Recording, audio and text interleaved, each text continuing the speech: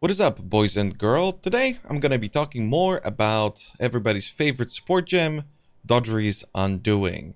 I have made significant changes to the build. The previous things that we've discussed in other videos were, well, how does the gem even function in the first place? And then a budget version, which was a lich. But you could notice that in that version of the video, I was already beginning to transition towards a Bloodmage, which I believe is a infinitely superior version of the build, but it does unfortunately, however, eventually come with some pretty severe downsides, and those downsides are cost. Bloodmage is really popular. This build uses most of the tools available for Bloodmage, but not really all of them, which is a pretty big upside. Again, lower cost, but also a pretty big downside because the build could be that much more powerful if we had that little bit more of a push, but it's felt incredibly tanky. I fiddled a lot with the different version of the skill tree. I'll give you guys a pretty good idea of how I see this build going forward, I think. However, it does still utilize currently a pretty reasonable amount of gear. I am just about to begin some very serious crafting. I am on hardcore, so gear availability is a little bit wonky. So in the current state of the build that you're seeing it, I haven't really spent a whole lot more than I have on the Lich. Really, I haven't spent practically anything.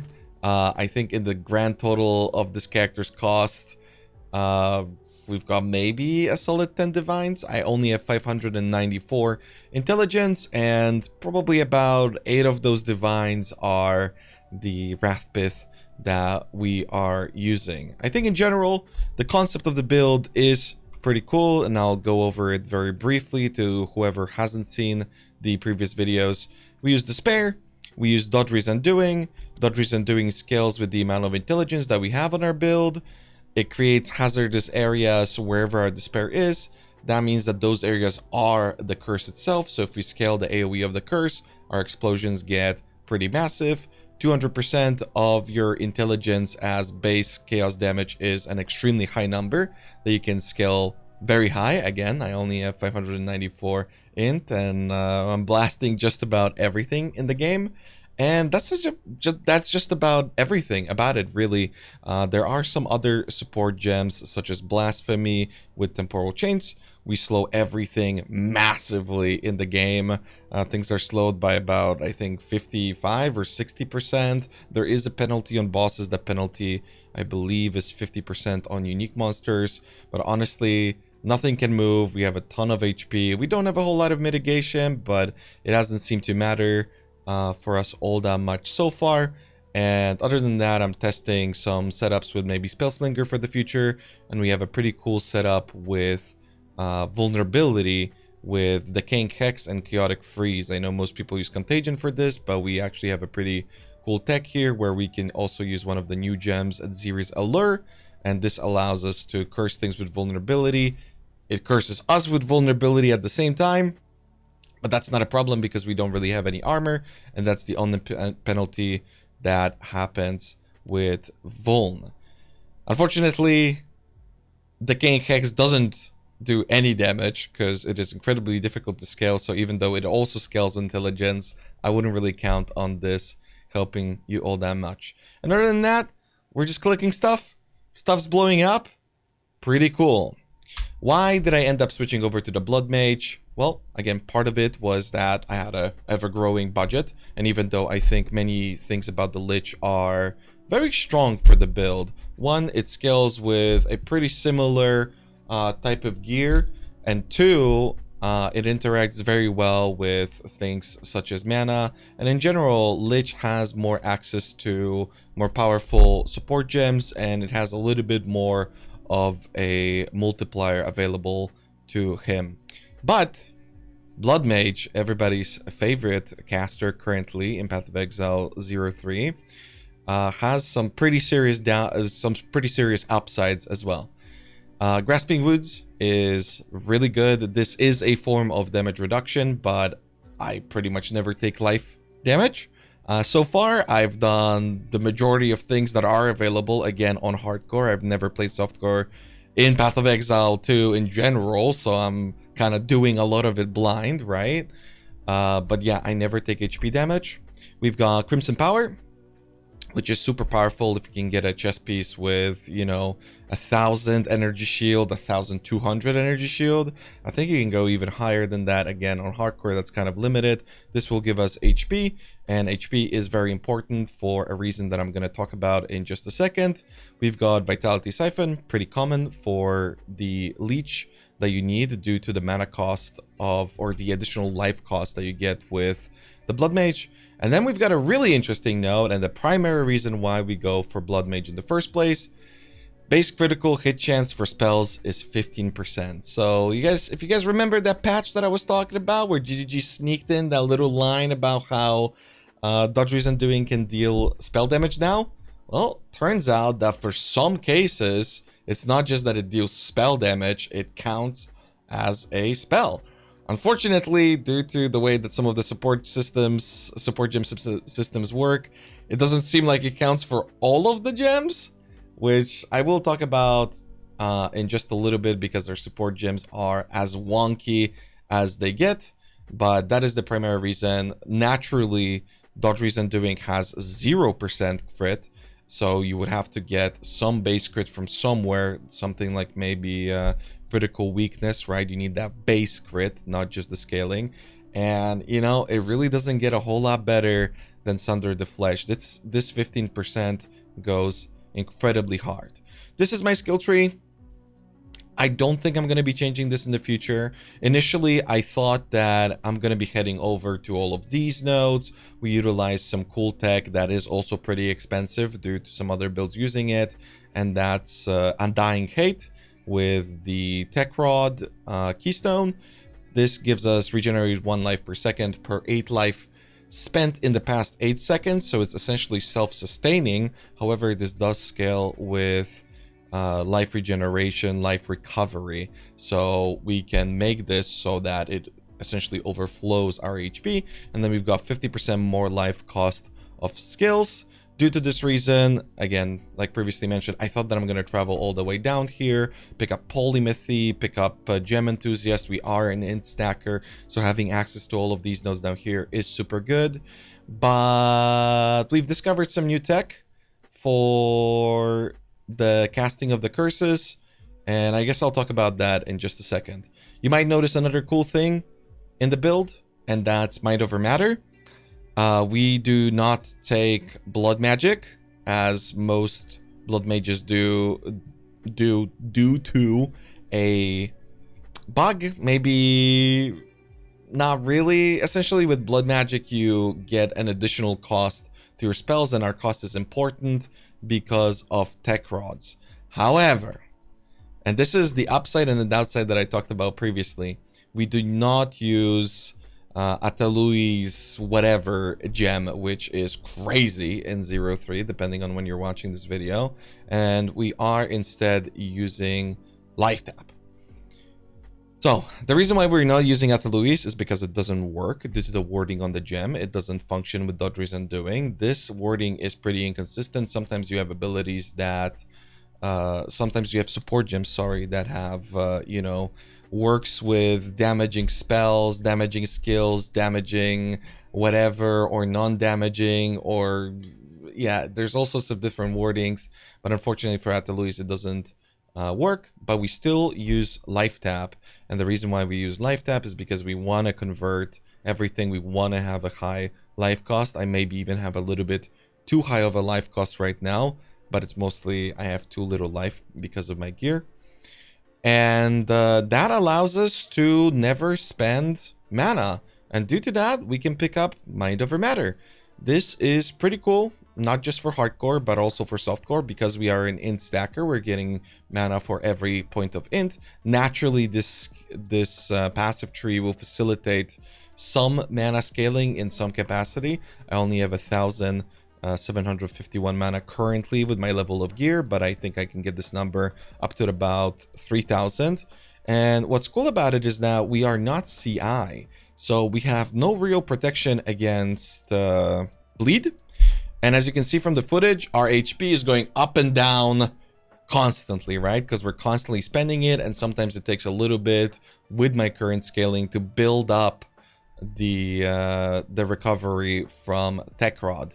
But we also have some cool things that work with that, and that's going to be Touch the Arcane, which is Arcane Surge effect. And while we travel over there, we pick up the 5% chance to gain Arcane Surge when you deal a critical hit. We take these nodes. There's 2 of these nodes. You can also get an extra one. I thought initially that I'm going to have to take this node, which gives you 10% chance, essentially doubling that chance. But it seems like it's per hit no matter what.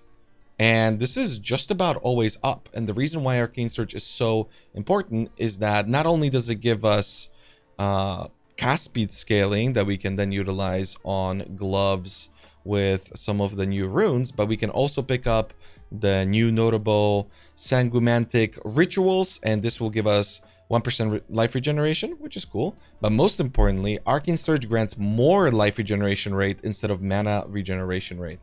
And the crucial keyword here is more. This means that it is a multiplier for us. So it really does a whole lot with nodes such as blood transfusion, which gives us 25% increased life regeneration rate, as just an example. Unfortunately, some of these things also come with the downside, because as you can see, there are things such as 6% increase spell damage with spells that cost life, which doesn't work, because technically Doedre's Undoing is the thing that does spell damage, and that doesn't cost the life, it's the despair that costs it. And due to that, we can't use things like sacrificial blood, which, you know, damage increases are useful, but most importantly, we want that higher life cost so we can get that regeneration going as quickly as possible. But yeah, that doesn't work. But the spell damage isn't that important, because with the usage of Wrathpith Globe, we do want as much HP as possible. And the reason for that is that we have 5% increased critical hit chance per 100 maximum life, which is crazy scaling, because critical hit chance is kind of difficult to acquire even if you have 15% base on your abilities. And then you've also got spells deal 10% increased damage per 100 maximum life. These damage increases are additive with one another and essentially result in you having diminishing returns on scaling on your passive tree. It's just better to invest into more survivability with more HP, more recovery, and then due to that, we get damage.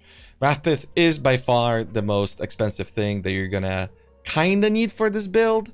I personally played without it. The only thing that I thought I need is the Tech Rod for hardcore, but honestly the build was fine even without the Tech Rod too. So even though I'm saying you have to have it, you might find that if your gear is good enough, you're gonna have more success with the Bloodmage early on than you even had with the Lich without the necessary use of the Jewel and Wrathpith. Another cool thing about this build is that we pick up Zealot's Oath. This means that excess life recovery from regeneration is applied to Energy Shield. Energy Shield does not recharge. We get a ton of life regeneration, and we're also leeching our HP. So whenever that overflow happens that I mentioned previously, it's regenerating our shield, and it allows me to face tank a ton of things. Oh yeah, and I just realized that I never finished the thought about why that Mind Over Matter is so cool. The reason for that is because this is the only thing that really protects us from bleed, because it goes through our energy shield onto our life pool. So if we happen to spend like an insane amount of HP at some point, but our regeneration isn't quite high enough, and somehow our staunching charm is also down, that means that our true HP pool would take damage, and in this case, it would be mana. So if you ever see your mana going down, it probably means that, well, you're either getting drained by one of those blue donut guys, or you're bleeding and you might have to react in some sort of way. Again, I'm level, 94 now. I haven't really had any issues on hardcore whatsoever. I never came even remotely close to dying. But yeah, it is pretty cool tech, and you do have that little bit of an extra backup, and it does end up making sense and working out due to the fact that we don't have to travel to Bloodmage. And it is difficult to travel to Bloodmage because, as you can see, the skill tree is very spread out, and there are some reasons for that. The primary reason is crit. What's cool about the Zealot's Oath also is that you have all of this scaling for energy shield that's very available. Everybody knows, you know, the blue HP bar is very potent in Path of Exile 2 and 1, really. And that means that for it to be very strong, we have to invest into all these sort of energy recharge nodes and faster start of energy recharge, and we have to get it on gear like a good CI build or a good energy shield scaling build would have to. We don't have to do any of that. We just get our Zealot's Oath, we get an extra jewel on the way, and that allows us to really get a lot of intelligence for that scaling that I talked about previously. It allows us to get a lot of crit, it allows us to get very efficient cast speed and curse area nodes and some curse effect, which very much helps us with the clear. But it also allows us to travel over here for a couple of really interesting nodes. These nodes are curse magnitude, but another very important property that they have is 40% faster curse activation on the notable, and these small ones have 10%. So this is 70%. And as you might notice, I talked about this previously, this is additive, right? That's very powerful because it allows us to get rid of wind screams. You can still use wind screams if you want. Maybe you want to... I mean, honestly, I wouldn't personally recommend it because even though they have cool stats, it's just so much nicer. As you can see, I don't have those boots, but you can get boots with like 60% movement speed if you can afford the runes and all that good stuff and have a very speedy character on top of having good single target and on top of having good AoE clear. But as you might have noticed, I said 70%, which means that the remaining 30% we're gonna have to get from jewels, which is a pretty massive downside because it is a suffix. And there's also a second really massive downside, which is that currently it's bugged. If you take a look at this, you might notice that I have 14% faster curse activation on this jewel. You can pair this up with percentage int, you can get maximum energy shield on the prefix, you can get crit chance, crit damage. Really, it depends on the rest of your gear and how you want to min-max your build. And then I've got a second jewel, I believe, somewhere. My other jewels are primarily just damage dealing jewels, or you can get things like up to 25% increased area of effect of curses. Pretty strong. Again, my options are pretty limited on hardcore. This jewel is especially terrible. I would recommend that you probably get something more like this. The spell damage should be replaced by energy shield, but again, limited resources. My other jewel is 14%, also curse activation, and you might notice that that doesn't add up to 100%. And the reason for this is because it's bugged. If you get 100% faster curse activation, it doesn't do anything. Your curses no longer work. You can't curse or do anything involving Doedre's Undoing, which is kind of annoying because it kind of restricts the sort of jewels that you have access to. But if you guys are playing on softcore, it shouldn't really be a problem. But it is something to keep in mind that no matter what, you shouldn't exceed or even reach the 100% faster curse activation because your ability will no longer work. So in my case, I have two 14 jewels. Obviously, the most optimal setup would be 15 and 14, but I haven't really noticed too much of a difference with that missing 2%. However, if I take a jewel off, it is extremely noticeable, and that is primarily due to our support gems, which I guess I might as well talk about now. As previously mentioned, there are some really tricky things in regards to Doedre's Undoing and which support gems work on it. So this might look weird to you guys, but I promise it makes the most sense. So life tap, as we talked about previously, for the mana cost and the availability of having max mana at all times. And the reason for that is because of Zenith 2. This means that supported spells deal 30% more damage while you are above 90% of your maximum mana, and we're pretty much always above 90% maximum mana unless we're literally dying, in which case you're getting out, you're not attacking. This doesn't come with any form of a downside. Unfortunately, the 25% of supported skill costs are recouped as mana is either bugged or the wording is incorrect. You might notice that it says of the cost, it doesn't specify that it needs to be the mana cost, which I thought would have been really cool because it would have added to our life recovery, right? Or our potential mana recovery, depending on how this would function, but it doesn't function at all. So unlucky. There are some setups where it does function due to Decaying Hex, which somehow, even though Doedre's is a hit, but Decaying Hex is a dot. Decaying Hex adds the hit tag and it allows you to use more support gems, but I wasn't able to find a combination of support gems that made sense with the Decaying Hex essentially being a dead support. Listen, I don't know. GGG hopefully fixes this in the future patch, but yeah, that is why we're using Zenith. This is our only damage multiplier outside of all the crit that we're getting, so it is immensely important for the setup. We can't use execute like we do on the Lich. Super important. Then we've got Spell Echo. Spell Echo is super cool because it is, I believe, a very underrated gem, and it comes with two really high benefits. Even though it looks like you've got less cast speed, the little bit of an AoE increase doesn't really matter all that much, but we're casting twice.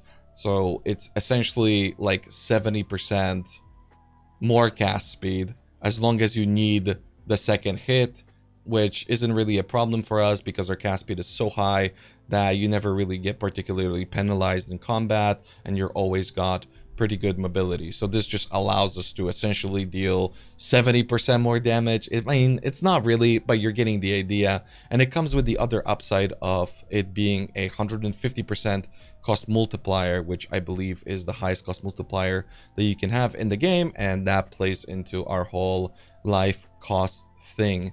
Do be a little bit careful with the life cost because I am currently running into the issue of my life cost being 1800 and my HP pool only being 3400, which means that if I ever meet like an executioner mob and I drop below HP, I could no longer cast my despair, which can get a little bit annoying with some abyss mobs, but most of the time those things die in like one hit anyway.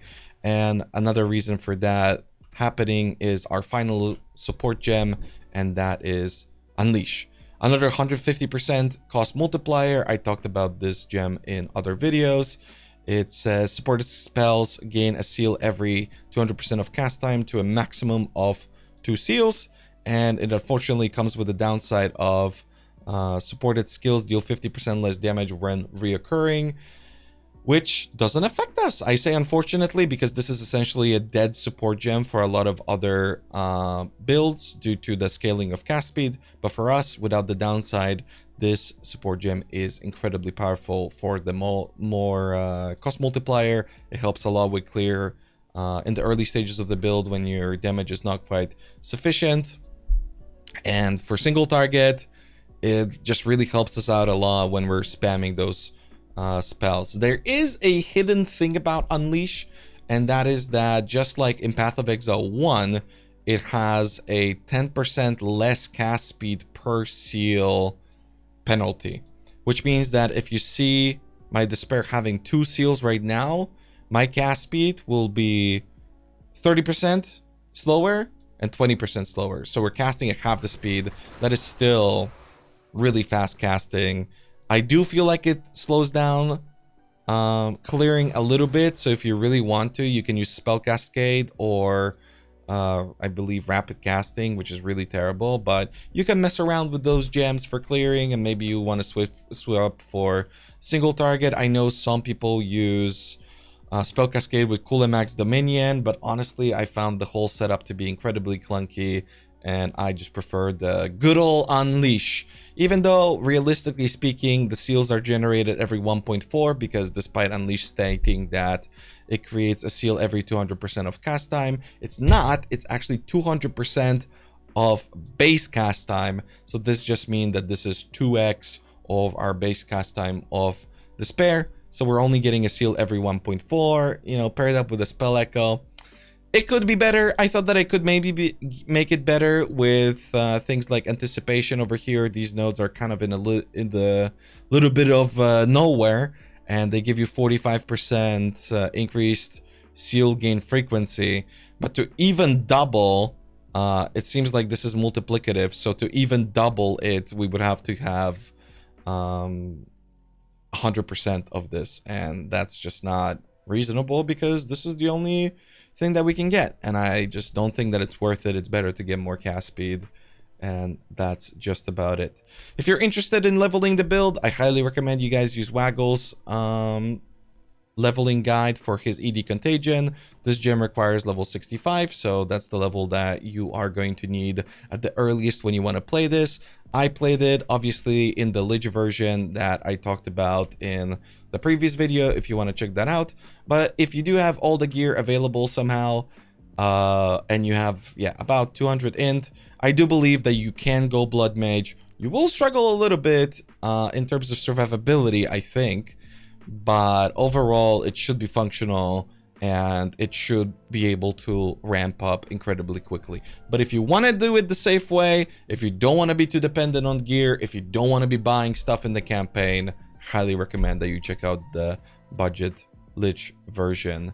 As for things alongside the campaign, for the quest over here, whatever the quest in Act 3 is, you've got a choice between mana regeneration, stun threshold, and ailment threshold. I would personally take ailment threshold on this character that I'm running right now. I took mana because it was going to be a different build, so something to keep in mind in terms of scaling. I made a little bit of a oopty-scoopty over there.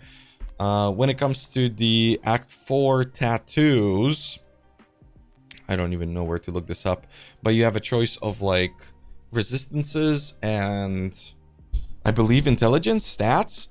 I actually took the resistances because this was my first character to make it to maps. I would recommend that you take the stats. I think the stats outweigh it eventually, and with good enough gear, you never have resistance issues with this build whatsoever. And to talk a little bit about the gear, we don't need any plus levels, which does make the build significantly cheaper. We want intelligence everywhere. As you can see on my weapon, it's pretty crummy, but spell damage, chaos damage helps a lot. Gain extra damage as either cold for the freeze and chill, but again, we do get the freeze with our vulnerability setup. Is nice. I opted to go for the extra lightning damage, and I always have 20% shock on enemies. I might be getting a little bit more in the future. Might be investing more into shock because Wither is not really particularly effective due to the fact that we're only ever applying it with Withering Presence. You can see that it's currently disabled because I'm trying out the Blasphemy with Temporal Chains, Ritualistic Curse, Slow Potency, and Heightened Curse. Which, again, you guys are going to be able to look at the character in the POB. And then, yeah, you want things for crit, you want cast speed. For the rest of the gear, we're capping out resistances. Again, you can see my gear is pretty crummy, but we're capping resistances, we're getting life, we're getting as much energy shield as possible. And yeah, we are focusing on intelligence. You can do some really cool things in current Path of Exile. You can see with my amulet, I will be able in the future to get rid of this lightning resistance. And I can hopefully replace it or maybe fracture on another amulet.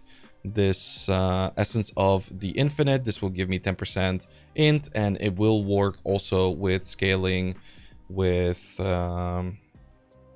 catalysts, I believe they're called, the quality for jewelry things, and that will give us like a ton of int. Obviously mine doesn't have life, but yeah, I will be crafting the gear, and I'll probably give you guys an updated gear crafting sort of guide in the future. Cast speed, int, resistances, or all attributes, int, cast speed. It really depends on how much resistances you can squeeze out on your other gear pieces. But this is what my current gear looks like. This is what the gear is going to look like in the POB in the description. And if you guys check out my POE Ninja either on the stream or whenever, you're gonna have an idea that hopefully my gear is getting better, because I have the currency. I've just been kind of lazy because, well, the build kills everything in the game. There's very little reason to upgrade my character when, you know, everything just dies immediately. But yeah, we will be eventually getting the double or maybe the triple socket with the Arcane Surge rune, and then with the cast speed runes, and with the 100% socket effect. We're gonna be getting all that cast speed. Same thing for the boots, right? We're gonna be getting 60% movement speed boots, and you can even get more. You can even get 70%. And then our belt is just capping our resistances. If you get a ton of resistances, maybe you can get Darkness Enthroned into your belt, or maybe some form of Ingenuity, and then you can get pretty crazy breach rings that, again, I'm in the middle of crafting. I believe it's something like this, if you guys can even see that.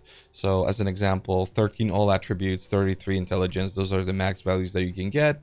And then this one has lightning resistance, but really preferably this would be cast speed, right? And then obviously I'm going to try to replace the 2 useless prefixes. The mana unfortunately is kind of low, but whatever. I'm going to be able to replace them with a life roll, pair it up with the 40% quality for the attributes. It should be quite massive in the future.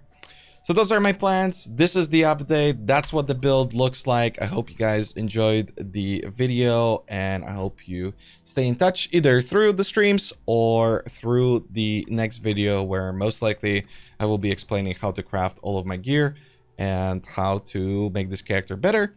And hopefully we're gonna reach, you know, some respectable level of power as far as itemization goes in PoE2, because, well, it's pretty crazy right now. So yeah, thanks for watching. Hope to see you guys in the next one. Later.